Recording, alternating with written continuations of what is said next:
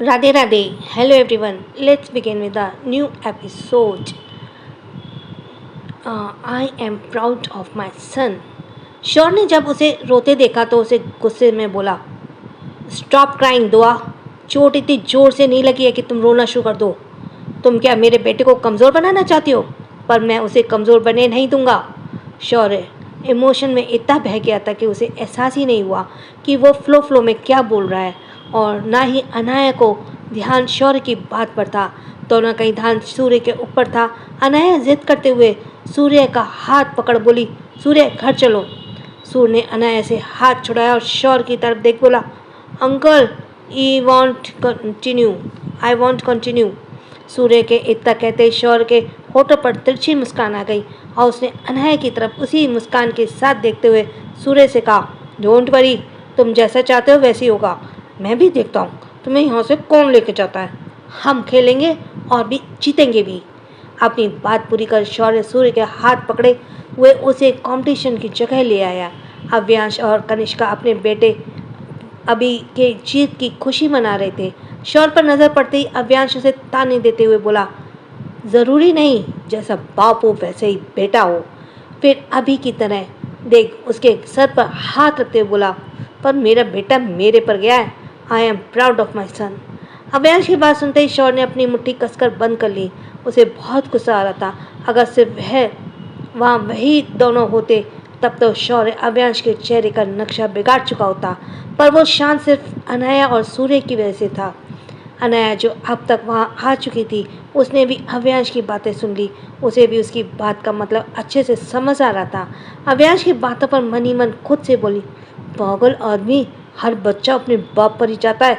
अब जो जिसका बाप है वो उसके जैसा ही तो होगा ना। अरे हमें पूरा भरोसा है सूर्य अपने पापा पर गया है। बोलते हुए अनाया ने मुस्कुराते हुए सूर्य को देखा और तभी उसकी नज़र सूर्य के बगल में बैठे शौर्य पर चली गई। अनाया दोनों को देखने लगी। जैसे जैसे वे दोनों के बारीकियों से देख रही थी, उसकी आंखें बड़ी होती जा रही थी। इस वक्त शौर्य और सूर्य दोनों एक दूसरे की कार्बन कॉपी लग रहे थे। दोनों के चेहरे पर एक समान गुस्सा था और दोनों की आंखें एक ही दिशा में देख रही थीं। उनका स्किन टोन भी एक जैसा था और वो दोनों सांवले रंग के हैंडसम डेविल लग रहे थे। अनाया के मन में दोनों को देखकर कई तरह के ख्याल आए, पर अगले ही पल उसने अपना ख्यालों को झटका हुए मन ही मन खुद को डांटते हुए कहा, व्हाट रबिश अनाया, तुम ऐसे सोच भी कह सकते? कहाँ ये और कहाँ हम? और सूर्य ने तो no, this is not possible. Anaya खुद से लड़ने के लिए लगी और तभी दूसरा राउंड शुरू हो गया। इस राउंड में बच्चों के साथ उनके पिता को भी पार्टिसिपेट करना था। शौर्य ने सूर्य के साथ पार्टिसिपेट किया तो वहीं अव्यांश ने भी अभी के साथ पार्टिसिपेट किया। इस राउंड में बच्चों को गेम से रिलेटेड सवाल पूछे गए, जिससे सभी बच्चे अपने डैड की हेल्प से उसका आंसर दे रहे थे। शौर्य जैसे पहले ही बैटिंग की दुनिया का बादशाह था, उसे भला कैसे नॉलेज ना होती गेम की। उसने बड़ी आसानी से सूर्य का साथ देकर उसे ये राउंड जिता दिया। इस राउंड में अव्यांश सेकंड नंबर पर आया। इसके बाद राउंड 3 स्टार्ट हुआ। इस राउंड में सभी बच्चे पेरेंट्स और बच्चों को एक दूसरे के लाइक और डिसलाइक के बारे में बताना था। सो सूर्य ने अपनी फेवरेट चीज़ और हैबिटीज़ के बारे में एक पेपर पर लिखवा दिया। इन सभी सॉरी इधर अभी ने भी अपनी पसंदीदा चीज़ें लिखवा दी। फिर शौर्य अव्यांश ने अपने बच्चों की पसंदीदा चीज़ों के बारे में सवाल करने लगे। शौर्य के चेहरे पे कोई भाव नहीं था, पर वो अंदर ही अंदर सूर्य के लिए परेशान हो रहा था। सूर्य ने कंपटीशन जीतना चाहता था और कंपटीशन जीतने के लिए उसे अव्यांश से ज़्यादा सवालों का सही जवाब देना था। शौर्य सूर्य की ये दूसरी मुलाकात थी और सूर्य के बारे में उसकी पसंद नापसंद नहीं जानता था। उसका गलत जवाब सूर्य को हरा सकता था। अनाया भी मन ही मन सोचते हुए बोली, अब क्या करेंगे आप? आपको तो सूर्य के बारे में कुछ भी नहीं पता है, फिर कैसे ये सही जवाब देंगे? अव्यांश से सवाल किए तो उसे लगातार 5 सवालों में से 3 सवालों का सही जवाब दिया। उसके बाद शौर्य से एक एक सवाल पूछे जाने लगे तो शौर्य ने अपनी आंखें बंद की और गहरी सांस लेकर होश से पूछे गए सवालों का जवाब देने लगा। ये सबके लिए काफ़ी सरप्राइजिंग था। शौर्य ने 5 ही सवालों के सही जवाब दिए थे। अनाया भी शौर्य को हैरानी से देख रही थी। तो वहीं तो सूर्य उसने जीतने की खुशी में क्लैपिंग करते हुए हंसने लगा। अव्यांश, अभी भी कनिष्का, तीनों का ही चेहरा उतर गया था। अभी का अव्यांश स्टेज छोड़कर साइड में जाकर खड़ा हो गया। सूर्य अपने पैर का दर्द भूलकर शौर्य के पास भागते हुए आया और तभी शौर्य ने उसे झुककर अपने गोद में उठा लिया। सूर्य शौर्य के गले लगकर बोला, थैंक यू डैड, हम जीत गए। अनाया सूर्य के मुंह से शौर्य के लिए डैड सुनकर आंखें चढ़ाते बोली, ये लड़का भी ना हर किसी को अपना डैड बना लेता है। सूर्य के डैड कहने पर शौर्य के कनखियों से अनाया के चेहरे के भाव देखे जो उसे गुस्से से घूर रही थी। तभी एक मध्यम वर्ग की आदमी ने सूर्य को प्राइज दिया। सूर्य ने प्राइज लेकर अनाया को दिखाते हुए उसके पास चलाया। अनाया उसे देख मुस्कुराने लगी। तभी सूर्य ने कंधे पर किसी के हाथ रखा। सूर्य ने पलट कर देखा तो उसके सामने अभी खड़ा था। अभी ने सूर्य को वार्निंग देते हुए कहा, आज तुम जीत गए पर आगे से मैं ही हमेशा जीतूंगा। सूर्य उसकी बात पर अभी की आंखों में देखते हुए बोला, एसएसआर कभी नहीं हारता। एक बार फिर सूर्य के मुंह से खुद के लिए एसएसआर सुनकर शौर्य के कान खड़े हो गए तो वहीं अनाया ने शर्म से सर झुका लिया। अव्यांश, आयांश और शौर्य की एक नज़र देखकर अभी का हाथ पकड़ उसे ले गए। शौर्य ने सूर्य को गोद में उठा लिया और उसे लेकर अनाया को इग्नोर कर अपनी कार के पास आ गया। अनाया खुद को इग्नोर होते देखकर मुंह बनाकर पैर पटकते हुए शौर्य के पीछे पीछे चली गई। अनाया के कार के पास आकर देखा तो शौर्य और सूर्य दोनों ही कार में बैठे हुए थे। उन्हें देखकर ऐसा लग रहा था दोनों अनाया को छोड़कर चले जाएंगे। अनाया जल्दी से जाकर शौर्य की बगल वाली सीट पर बैठ गई और शौर्य की तिरछी नजरों से देखने लगी। शौर्य समझ गया कि अनाया उसे ही घूर रही है, पर फिर भी उसने उसकी तरफ नहीं देखा। इस बात से अनाया और चिढ़ गई। उसने भी दूसरी तरफ मुंह घुमा लिया। शौर्य तिरछी मुस्कुराते हुए ड्राइव करने लगा। उसकी कार होटल की पार्किंग में आकर रुकी। अब तक शाम ढल चुकी थी और अंधेरा भी हो गया था। अनाया ने पीछे मुड़कर देखा तो सूर्य सो चुका था। उसने अपनी ट्रॉफी को हक किए हुए अनाया उसे देख धीरे से मुस्कुरा दी। वो गाड़ी से उतरने लगी तभी उसे अपने हाथ पर शौर्य की मजबूत पकड़ का एहसास हुआ। उसने सवालिया नजरों से शौर्य को देखा और शौर्य उसे देखते हुए बोला, मुझे तुमसे कुछ पूछना है। शौर्य का सवाल सुनकर अनाया समझ गई थी शौर्य उसे क्या पूछना चाहता है, इसलिए शौर्य के पूछने से पहले ही आंसर किया। सूर्य ने हमें और अक्षर जी को अपने बारे में बात करते हुए सुन लिया था, तभी से वो खुद को एसएसआर बताता है। उसे ये नाम बहुत अच्छा लगा। हमें उम्मीद है आपका कुछ गलत मतलब नहीं निकालेंगे।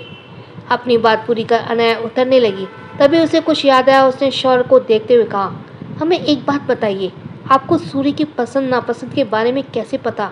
आपने सारे सवालों के सही जवाब कैसे दिए?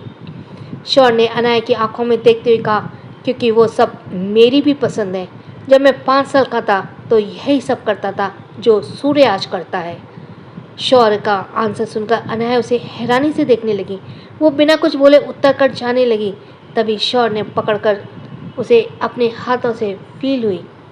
इस बार अनाया के दिल की धड़कनें तेज हो गई और उसे पता वो अब शौर्य क्या पूछेगा। उसने अपने चेहरे पे छाई घबराहट को छुपाते हुए हल्की मुस्कुराहट होठों पर लिए, मिस्टर एसएसआर, आई थिंक अब हमें जाना चाहिए। शौर्य ने अपने बोलने के अगले ही पल तपाक से कहा, अभी नहीं, अभी मेरे सवाल खत्म नहीं हुए। इतना बोलकर उसने अपनी गहरी नज़र अनाया पर डाली। अनाया उसे नज़र चुरा रही थी। शौर्य ने आगे कहा, सूर्य के डैड कहाँ हैं मिस अनाया? जिसका डर था वही हुआ। अनाया ने मन ही मन खुद से कहा, हम नहीं चाहती कि आप ये सवाल करें। हमने अपने अतीत को अपने सामने नहीं खोलना चाहते। आपसे मिले कुछ ही दिनों में हम आपको अपना अतीत बताकर आपकी हंसी का पात्र नहीं बनना चाहते। खुद से ये बात कर अनाया ने कॉन्फिडेंटली शौर्य की आंखों में देखते हुए कहा, मिस्टर एसएसआर, ये कैसा सवाल है आपका? आप हमारे पति को अच्छे से जानते हैं, फिर भी उनके बारे में पूछ रहे हैं। देखकर लगता नहीं आपको आपकी याददाश्त इतनी कमज़ोर होगी। अनाया की मुस्कुराहट और उसकी बातें दोनों ही शौर्य के सीने में गोली लगने जैसा काम कर रही थी। मैं तुम्हारे पति को जानता हूँ, कैसे? शौर्य के सवाल पर अनाया बोली, आपने उनके साथ इतनी बड़ी डील फाइनल की है? क्या तुम अक्षर की बात करी हो? अक्षर? शौर्य ने अनाया को बीच में टोकते हुए कहा तो अनाया ने सिर हिला दिया। अनाया के हाथ देखकर शौर्य ने उसके हाथ को और कसकर पकड़ते हुए कहा, झूठ बोलना बंद करो, मुझे सच बताओ, मैं सच जानना चाहता हूँ। मिस्टर एसएसआर, हमारा हाथ छोड़िए, हमने जो कहा है वो सच है, अक्षर ही सूर्य के डैड हैं। मैं नहीं मानता। आपके मानने ना मानने से सच बदल नहीं जाएगा। हम सूर्य की माँ हैं, हमसे बेहतर कोई नहीं जानता सूर्य किसका अंश है, तो अब बेहतर होगा आप हमसे और सूर्य से दूर हो।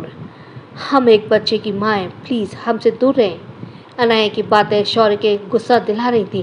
वो बस अपनी काली बुरी आंखों से अनाया को घूरे जा रहा था। अनाया अपनी बात का जारी रखते हुए आगे बोली, उस दिन जो हुआ उसके लिए हम आपसे माफ़ी मांगते हैं, पर आगे से आप हमसे दूरी बनाकर रखें। जैसे ही अनाया ने ये कहा उसी पल शौर्य ने उसका हाथ छोड़कर उसकी कमर को पकड़ लिया। अनाया की आंखें हैरानी से बड़ी हो गई। शौर्य उसकी आंखों में देखते हुए उसकी कमर अपने हाथ मूव करने लगा। धीरे धीरे उसके हाथ अनाया की कमर से होकर उसकी बैक पर चलेगा, उसकी गर्दन तक आ गए। मैम के comments. Don't worry guys, story को ज़बरदस्ती खींचना मुझे ही भी पसंद नहीं, बस थोड़ा सा वेट करें, कुछ राज का अभी खुलना बाकी है, उसके खुलते ही स्टोरी में फिर से लीप आएगा, तब तक थोड़ा वेट करें। सो नेक्स्ट, आज रात सूर्य मेरे पास रहेगा। अनाया के बोलने के अलग पल ही शौर्य ने उसका हाथ छोड़कर उसकी कमर को पकड़ लिया। उसकी बैक से होते हुए उसकी गर्दन तक आ गए और शौर्य ने उसकी नेक को पीछे से पकड़ उसके सर पर ऊपर उठाते हुए उसके चेहरे को अपने चेहरे के करीब लाते हुए बोला, क्या कहा तुमने? मैं तुमसे दूर रहूं? नेवर, ना, मैं तुमसे दूर रहूँगा, ना तुम खुद से ना तुम्हें खुद से दूर होने दूंगा। अनाया का चेहरा शौर्य के चेहरे से इतने करीब था कि शौर्य की गर्म सांसें अनाया के चेहरे पर पड़ रही थी। अनाया शौर्य की बातें सुनकर हैरान थी। अनाया की आंखों में आंसू भर आए। उसकी भीगी पलकों को देखकर शौर्य उसके चेहरे से कुछ और करीब गया और अपने गाल से उसके गाल को टच करते उसके कान में बोला, तुम मेरी हो और मेरी ही रहोगी, तुम हमेशा से मेरी ही थी, दुआ। अनाया शौर्य के इतने करीब आने से फिर कमज़ोर पड़ गया। उसे समझ नहीं आ रहा था ये उसे क्या हो जाता है। शौर्य के करीब आकर उसका दिल, उसके जज्बात क्यों सब उसे बगावत करने लगते हैं। शौर्य ने अपनी बात खप कर अनाया के कान को चूम लिया। अनाया ने अपनी आंखें बंद कर ली। उसकी धड़कनें एक बार फिर से तेज हो गई। उसकी मुट्ठी अपनी साड़ी पर कस गई। शौर्य उसके कान के पास चूमने लगा। धीरे धीरे वो उसके गालों से होते हुए उसके होठों तक आया। उसने अनाया की आंखों को देखा जो अपनी आंखें बंद किए हुए थी। शौर्य उसे एक नज़र देखकर उसके होठों को देखने लगा जो अंदर ही अंदर रोने की वजह से सिसकने लगे थे। अनाया ने हिलते फड़फड़ाते होठों को देखकर शौर्य से रहा नहीं गया और उसने उसके कांपते होठों पर अपने होठ रख दिए। वो धीरे धीरे अनाया को किस करने लगा। अनाया उसका साथ नहीं दे रही थी, पर वह उसे रिजेक्ट भी नहीं कर रही थी। शौर्य ने उसे किस कर अपने माथे का उसके माथे से जोड़ दिया और गहरी सांस लेकर कहा, मैं जानता हूँ तुम कैसी लड़की हो। अगर तुम्हारी ज़िंदगी में कोई और होता तो मुझे आगे बढ़ने नहीं देती, मुझे रोक लेती। तुम्हारे लिए रिश्ते बहुत मायने रखते हैं, मैं बहुत अच्छे से जानता हूँ। मेरे बारे में आराम से सोच कर बताना, मैं तुम्हारी और सूर्य की रिस्पॉन्सिबिलिटी लेना चाहता हूँ। शौर्य की बातें सुनते ही अनाया ने आंखें खोलकर उसे देखा और जल्दी से उससे दूर होते हुए गाड़ी से निकलकर बिना शौर्य की तरफ देखे भागते हुए अंदर चली गई। शौर्य बस उसे जाते हुए देख रहा था। उसने जोर से अपनी मुट्ठी स्टीयरिंग से ऊपर कस दी और कुछ पल रुककर ड्राइव कर चला गया। शौर्य रही ज़्यादा पहले से आ गया। वो जैसे कार से निकलने को हुआ तभी उसने नज़र गाड़ी की बैक सीट पर सो रही सूर्या पर गई। सूर्या के देखकर शौर्य होठ को टेढ़ा कर धीरे से मुस्कुरा दिया। वो गाड़ी से बाहर आया, बैक सीट का डोर ओपन कर सूर्या को अपनी गोदी में उठा लिया, उसे लेकर अंदर चला गया। सूर्या अभी भी सो रहा था। जब शौर्य डाइनिंग एरिया में आया तो उसके हाथ में एक छोटे से बच्चे को सोता देखकर सभी हैरानी से उसे देखने लगे। राज सूर्या को देखते ही समझ गया। शौर्य को सूर्या के बारे में सब पता चल गया है, पर उसे समझ नहीं आ रहा था शौर्य सूर्य को लेकर क्यों आया है। विशाल ने भी सूर्य को पहचान लिया था और धीरे से कहा, ये तो वही एयरपोर्ट वाला बच्चा है। उसकी बात पर अभय और अनमय दोनों ही उसे चौंक कर देखने लगे। शौर्य रुका नहीं, वो अपने कमरे की तरफ चला गया। मीरा भी उसके पीछे पीछे चली गई। शौर्य ने आराम से सूर्य को अपने बेड पर सुला दिया। वो जैसे ही पीछे मुड़ा, उसका सामना मीरा से हुआ। मीरा ने सवालिया नजर से शौर्य को देखते हुए कहा, ये किसका बच्चा है शौर्य? शौर्य अपना ब्लेजर निकालते हुए सोफे पर ब्लेजर रखते हुए दूसरे सोफे पर जाकर बैठ गया। मीरा उसके सामने आकर खड़ी हो गई। शौर्य ने मीरा की तरफ देखकर कहा, आपको क्या लगता है माँ, ये कौन है? जरा देखिए उसे और बताइए वो कौन है। शौर्य की बात मानकर मीरा बेड के पास आ गई और सूर्य को ध्यान से देखने लगी। मीरा सूर्य को देखते हुए उसके पास ही बैठ गई। सूर्य का रंग रूप सब काफ़ी हद तक शौर्य से मिल रहा था। मीरा शौर्य को देखकर उसे देखते हुए बोली, शौर्य तुम बचपन में ऐसे ही दिखते थे? मीरा की बात सुनकर शौर्य मुस्कुरा दिया। शौर्य की स्माइल बहुत कुछ बयां कर रही थी। उसके चेहरे की एक खुशी देखने लायक थी। उसे देखकर ऐसा लग रहा था जैसे उसे एक उम्मीद मिली हो। मीरा ने प्यार से सूर्य के चेहरे को सहलाया और उसके माथे को चूमकर शौर्य की तरफ देखकर बोली, ये बिल्कुल तेरी परछाई लग रही है। काश कि ये तेरा अंश होता शौर्य। शौर्य मीरा की बात पर खामोश रहा। उसने मीरा से कुछ नहीं कहा और मन ही मन खुद से बोला, मैं अभी आपको कुछ नहीं बता सकता माँ, पहले मुझे पूरा सच जानना होगा, उसके बाद ही मैं आपसे कुछ कहूँगा। शौर्य फ्रेश होने चला गया। इधर अनाया अपने रूम में आकर रोई जा रही थी। तभी उसके रूम के डोर पर किसी ने दस्तक दी। उसने आंसू पहुँचते हुए अनाया के दरवाज़ा खोला तो सामने खुशी खड़ी थी, शुभी खड़ी थी। शुभी अनाया का लाल पड़ा चेहरा देखकर घबराते हुए बोली, दीदी आप ठीक है ना? आप रो क्यों रही हैं? क्या सूर्य ने आपको ज़्यादा परेशान कर दिया? शुभी के मुंह से सूर्य का नाम सुनकर अनाया को याद आया। वो सूर्य को तो शौर्य की गाड़ी में ही भूल गई। अनाया एक बार फिर रोने लगी। उसे रोते देखकर शुभी उसे चुप कराने बोली, दीदी आप इतना रो क्यों रही हैं? सूर्य ठीक तो है ना?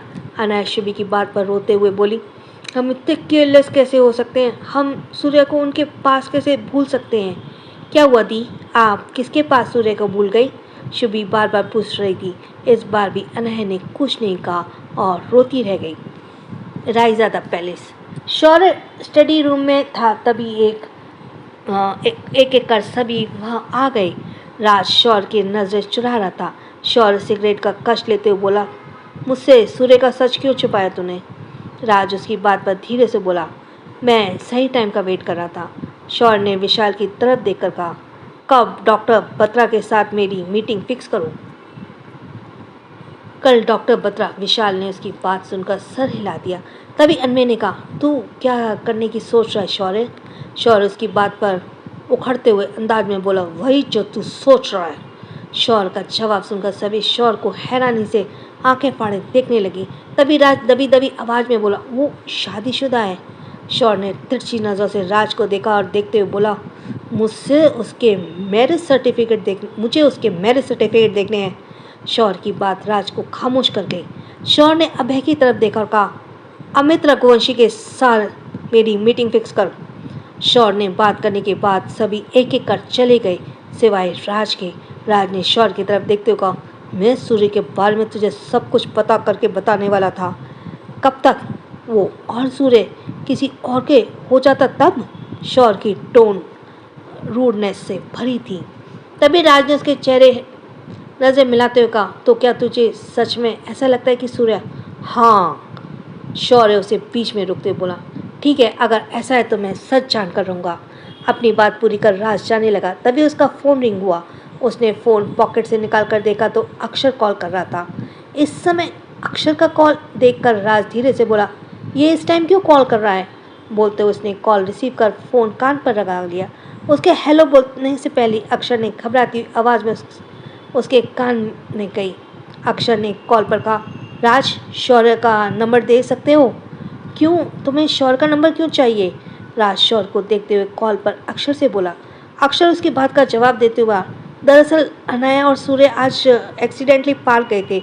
उन्हें वहाँ शौर्य सर ने लिफ्ट दी।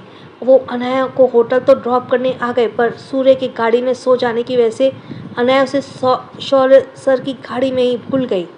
अक्षर की बात सुनकर राज बोला, डोंट वरी, सूर्य अगर शौर्य के साथ है तो वो सेफ है। शौर्य कल खुद ही सूर्य को होटल ड्रॉप कर देगा। आई अंडरस्टैंड, बट अनाया को कैसे समझाऊं, वो रो रही है। अक्षर ने कहा तो राज सूर्य को देखते हुए बोला, उसे फ़ोन दो। राज के बोलने पर अक्षर ने सेल फोन अनाया की तरफ बढ़ा दिया। अनाया ने जल्दी से फ़ोन पकड़ कांपती आवाज़ में हेलो कहा तो राज ने उसे समझाते हुए बोला, देखो अनाया, रात बहुत हो गई है, शौर्य इस टाइम तक सो जाता है। अगर तुम अभी सूर्य को लेने आई तो सूर्य तुम्हें कल सुबह ही मिलेगा। शौर्य के गार्ड बिना उसकी परमिशन के तुम्हें अंदर भी नहीं जाने देंगे।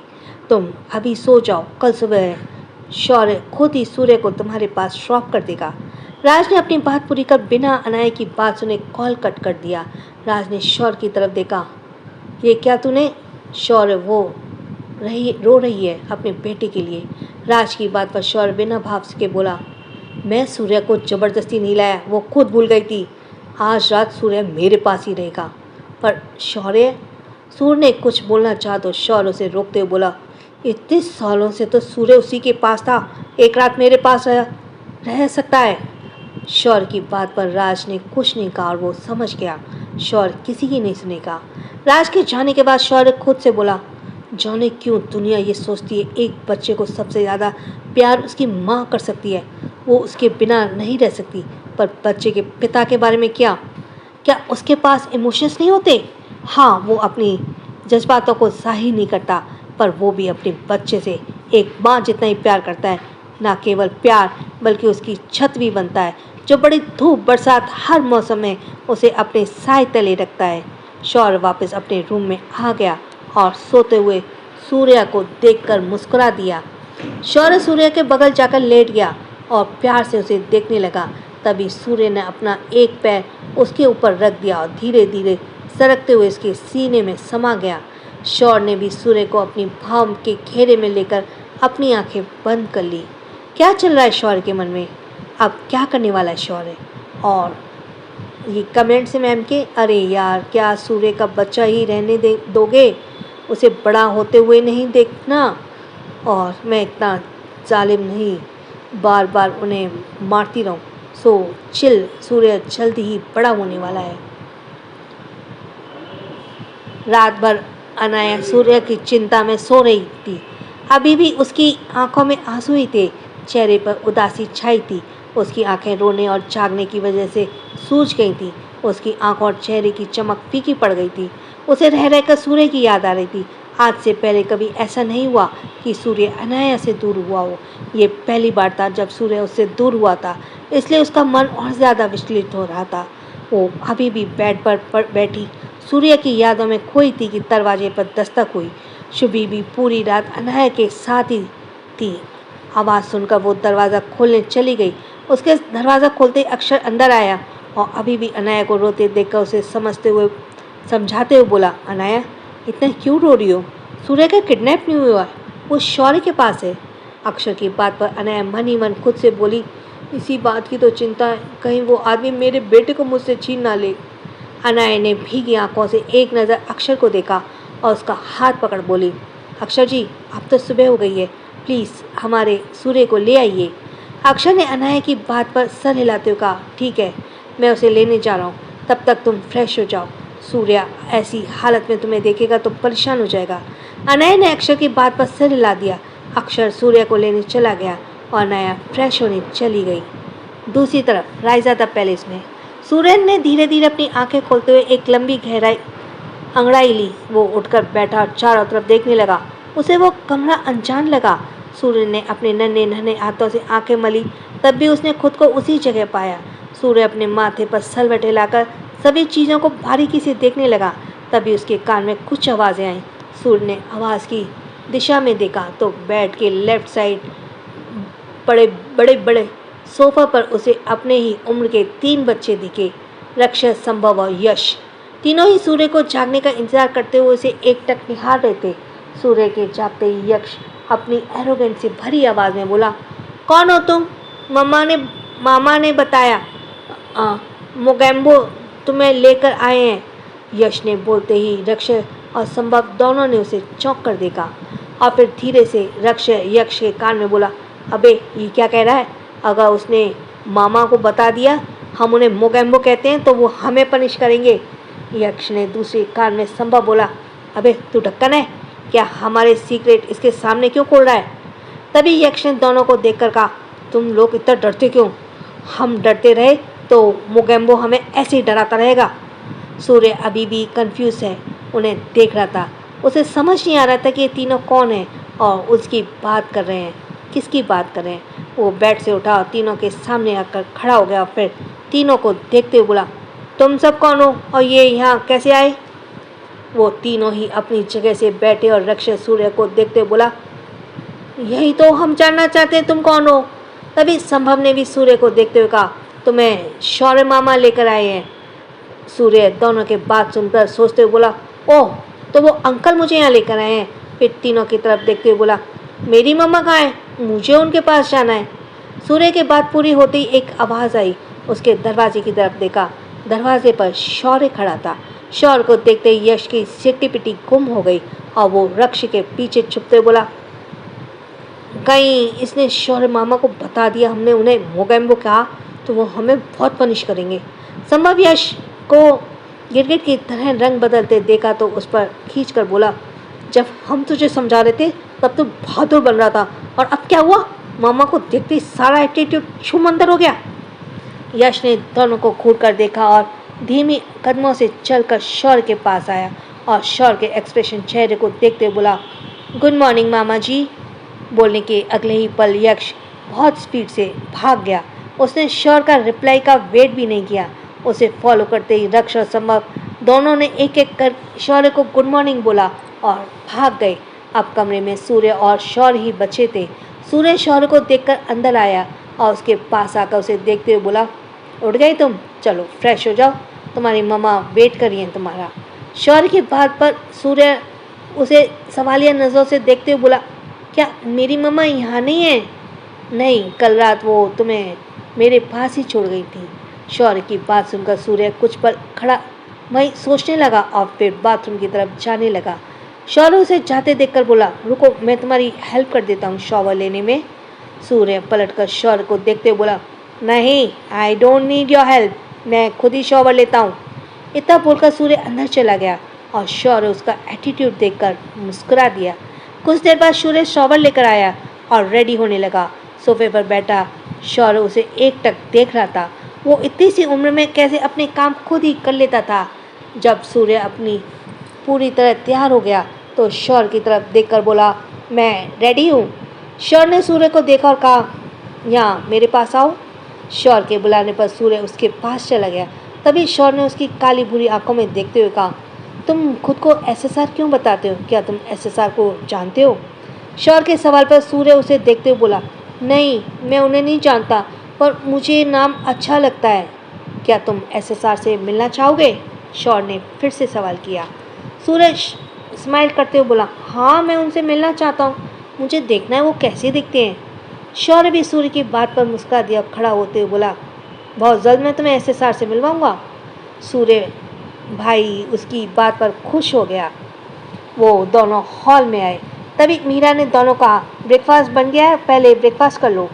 शौर्य सूर्य का हाथ पकड़ डाइनिंग टेबल की तरफ बढ़ गया। सूर्य को देखकर महिरा, चित्रा, पायल, राखी, आयशा पांचों ही खुश हो गई और सब भूलकर सूर्य को खातिर में लग गईं। वो सभी उसे प्यार से खिला रही थी और उससे बातें भी कर रही थी। तो वहीं रक्ष, संभव और यश तीनों ही हैरानी से अपनी माँ को देख रहे थे, जो उन्हें इग्नोर कर सूर्य की आह भगत में लग गई थी। अपनी फटी फटी आंखों से देखकर माइका और चीकू भी देख रही थी। उन्हें ज़्यादा कुछ समझ नहीं आया। एक तो पहले से उन्हें बोलना नहीं आता था और ऊपर से इस नज़ारे को देखकर दोनों का मुंह लटक गया था। शौर्य ने दोनों का उतरा मुंह देखकर बाहें उचका कर पूछा तो दोनों ने मुंह से सिर्फ इतना कहा, इतना निकला, मम्मा। तभी राज, अनमय, विशाल, सिम्बा, अभय सभी आकर बैठ गए। सभी ने रक्ष, यक्ष, संभव, चीकू, महिका और के एक्सप्रेशन नोटिस किए और सभी हंस दिए। उन्हें हंसते देखकर रक्ष, संभव और यश तीनों ही चिढ़ गए।